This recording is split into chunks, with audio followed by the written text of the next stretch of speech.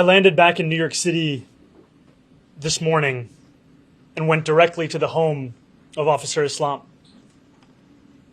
where I met with members of his family, young and old, who are heartbroken over the loss of their son, of their brother, their father, their husband, their friend, heartbroken in a way that words cannot fully describe. Moments like when his brother-in-law told me of how it was Officer Islam that brought him to this country. And as New Yorkers across the 5 boroughs and Americans across the country mourn this mass shooting, we are reminded that no matter how strong our gun laws are in this state, we are only as safe as the weakest laws in this nation. And so in this moment, the onus is on all of us to follow the words of Alain's brother and to put forward a vision of stronger gun laws. And I echo the call from Governor Hochul for a nationwide ban on assault rifles, as it is horrifying to each and every one of us in this room and beyond that a man with such documented mental health struggles was able to purchase a weapon, leave alone a weapon of such devastating capability.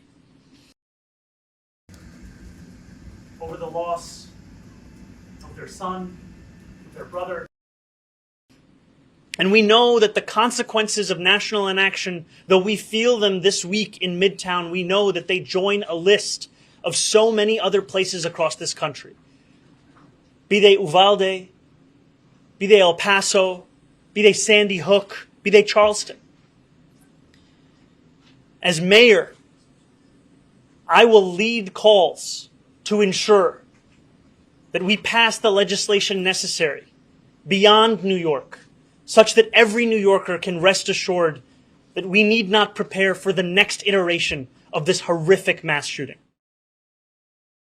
And what I would also say in this moment is that it is beyond me that politicians are looking to use these days to score such cynical political points on the very day that I held the father of Officer Islam in my arms as he could not utter a single word, and as I felt him sobbing at the memory of his 36-year-old son who will never come home.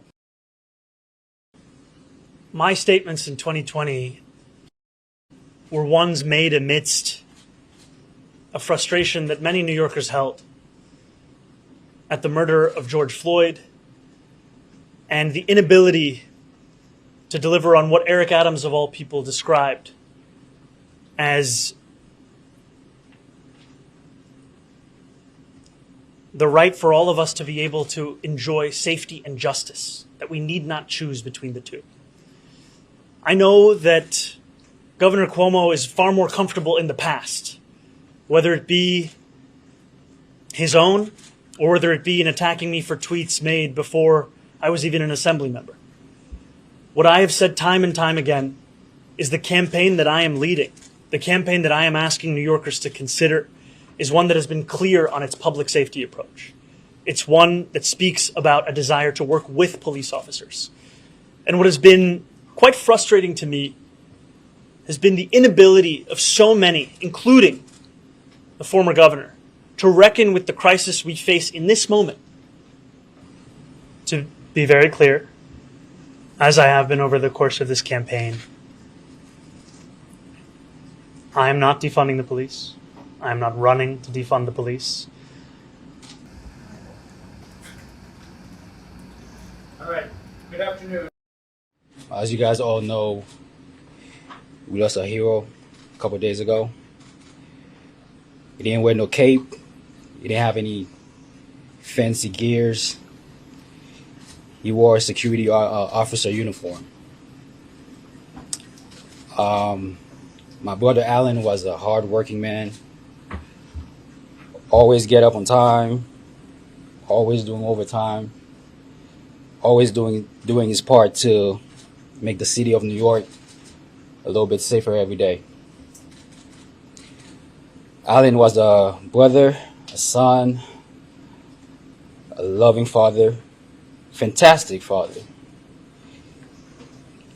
He was a smart dude. As the oldest brother, I look up to him in everything that I do. Who are leaving the department, of which we see 200 every single month. He's a people person. He's extremely extroverted. Everybody loves him. He knows how to make friends. He knows how to keep contact with everybody that he loves and cares for. It's definitely a big loss for the family. It's a loss for his friends. It's a loss for the city that we're from, Gonaïve. It's a loss for Haiti. And New York City has lost a hero. This tragedy is deeply personal to me because Officer Islam and I came from the same district in Bangladesh. We spoke the same dialect. We share similar customs. We understand each other. And his death left a hole in our community and in our hearts.